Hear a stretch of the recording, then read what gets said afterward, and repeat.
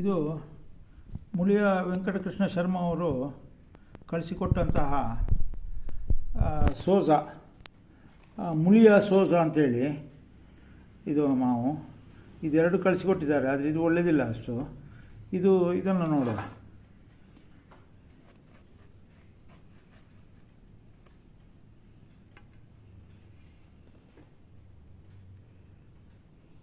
ಒಳ್ಳೆ ಸೊನ್ನೆ ಪರಿಮಳ. ಈ ಕಾಡು ಮಾವಿಗೆ ನಾರಿನಂಶ ಉಂಟು. ಕಾಡು ಮಾವಿಗೆ ಏನೆಲ್ಲ ಪರಿಮಳ ಬೇಕು, ಸೊನ್ನೆ ಪರಿಮಳ ಅದೆಲ್ಲ ಉಂಟು ಇದರಲ್ಲಿ.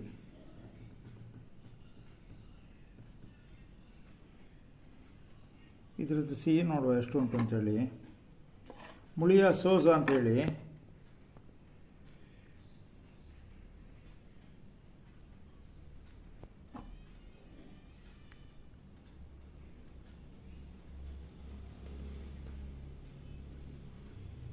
ಇದು 15 TSS ಮಾತ್ರ. ಅದಕ್ಕೆಲ್ಲ ಕಂಪೇರ್ ಮಾಡಿದರೆ ಇದು ಸ್ವಲ್ಪ ಸಿಹಿ ಕಮ್ಮಿ ಅಂತ ಕಾಣ್ಬೋದು.